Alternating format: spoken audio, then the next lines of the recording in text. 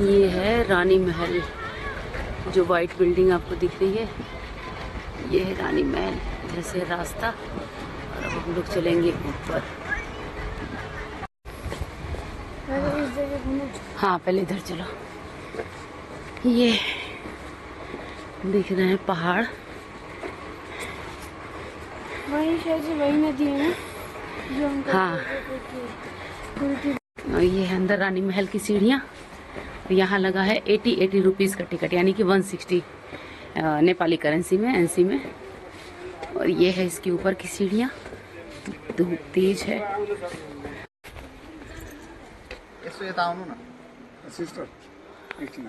हाँ, अच्छा। इधर पहाड़, इधर महल। ये पपीता लगा है पेड़ में।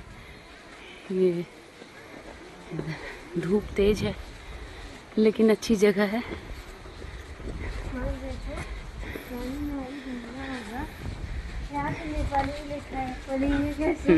ये है रानी कच्छ, जहाँ पर दो बड़ी बड़ी फोटोज लगी हुई हैं, शायद राजा और रानी की होंगी। कुछ लिखा नहीं है यहाँ पे।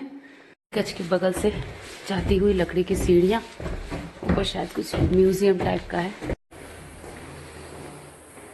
राजा रानी के टाइम के पुरानी चीजें, बर्तन।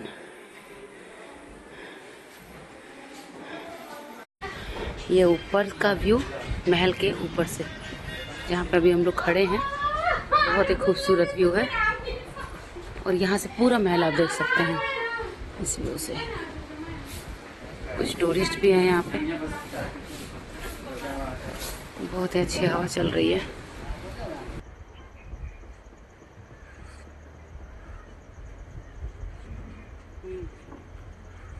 रानी महल के दूसरे साइड जैसे ही आकर खड़े होते हैं, बहुत ही अच्छी ठंडी ठंडी हवा चल रही है।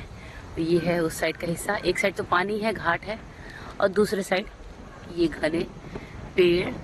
और नीचे आप देख रहे हैं एक बस रुकी है, जहाँ पे टूरिस्ट भी हैं, देख सकते हैं। यहाँ पर होटल्स वगैरह शहर बने हैं, इस तरीके का है। रानी महल से निकलने के बाद साथ में ही था एक झूला, शायद इसका नाम था झूपा झूला, जहाँ पर हम लोग जा रहे थे। और बीच में ये पानी की एक छोटी सी लहर बह रही थी, पत्थर बहुत सारे थे, जिनको पार करके हमें उस झूले की साइड में जाना था। और ये झूला जो है पूरा मतलब परमानेंट झूलता रहता है, कुछ ऐसा झूला था। ये झूले पर भी अभी आपको दिखाऊंगी।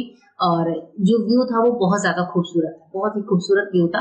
मतलब नेपाल के अगर आप कोने कोने पे भी जाएंगे ना, तो आपको व्यूज आपको बहुत ही खूबसूरत मिलते हैं। और दूसरे साइड आने के बाद सामने से ये दिख रहा है रानी महल। ये फुल लुक है रानी महल का, इस तरीके से दिखता है ये। और इसके चारों तरफ की जगह, इधर पानी। और ये जो सीढ़ियाँ हम लोग चढ़ रहे हैं, ये जाएगा पुल तक। देखते हैं आगे। ये जो पुल आपको दिख रहा है, इस पे जाने का रास्ता यहाँ से है। पथरीला रास्ता है, पतला है, फिर भी हम जा रहे हैं थोड़ी सी कोशिश करके। इतनी दूर आए हैं तो थोड़ी दूर और सही।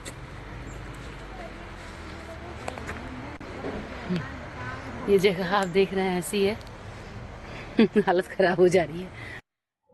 तो अभी यहाँ पर मैं हूँ झूपा झूला पे। झूपा झूला जो है वो पूरा झूलता ही रहता है। वैसे तो इसमें डर जैसा कुछ भी नहीं है, चारों तरफ से लोहे की बड़ी बड़ी जालियां लगी हैं, बहुत ही सिक्योर है। लेकिन पता नहीं क्यों मन में एक आ ही जाता है कि ये झूला तो झूल रहा है, कहीं वो गिर न जाए। तो अभी मैं दिया को लेकर हाथ पकड़ कर जा रही थी। मैंने कहा चलो मैं तुम्हें घुमा कर लाती हूँ। और हम लोग एकदम लास्ट वाले छोर तक गए थे, और मेरे साथ जब दिया जा रही थी तो वो साथ में हनुमान चालीसा पढ़ती हुई जा रही थी कि माँ मुझे डर लग रहा है। मैंने कहा कोई बात नहीं। और उसके बाद से झूले से उतरने के बाद हम लोग जब बढ़े हैं, तो शायद यहाँ पर कोई शादी का फंक्शन हो रहा था। तो नेपाल में शायद शादियां इसी तरीके से होती होंगी, जैसे भी होती है मुझे नहीं पता, पर शायद तो कोई पूजा थी, कोई शादी का फंक्शन था, जिसको हमने ऐसे ही थोड़ा सा रिकॉर्ड किया था कि देखते हैं आखिर ये है क्या। बहुत सारे लोग इस घर के लोग बैठे हुए थे, बीच में एक लड़की लड़का को बैठाया हुआ था।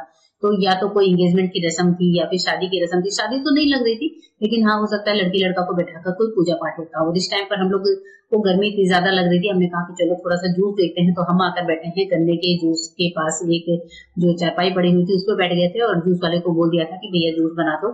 और जूस पीने के बाद जो है बढ़ेंगे हम अपने अगले डेस्टिनेशन की तरफ। ये रानी महल जो पीछे हमारे दिख रहा है, यहीं पर जस्ट ये पूरा सा ग्राउंड था जहाँ पर बहुत सारे लोग थे, मतलब अपने अपने हिसाब से थे।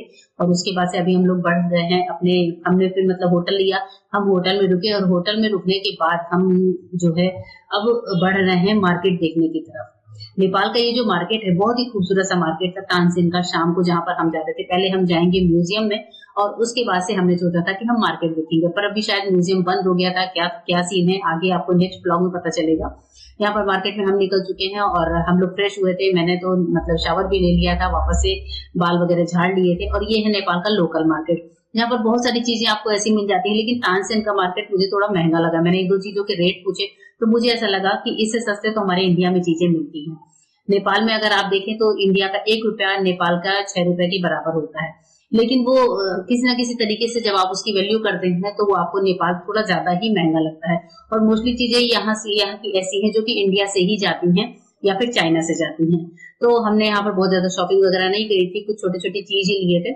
और ये पूरा मार्केट है जो आपको दिख रहा है, लोकल मार्केट है जिसमें कुछ अच्छी चीजें भी मिल जाती हैं, कुछ बाहर की चीजें भी मिल जाती हैं। पर हमने बहुत ज्यादा शॉपिंग नहीं करी क्योंकि सामान भी वैसे ही बहुत ज्यादा हो जाता है जब कहीं भी जाते हैं। तो हमने सोचा था शॉपिंग का हम लास्ट में देखेंगे जब हम कहीं किसी अपने लास्ट डेस्टिनेशन पे पहुंचेंगे।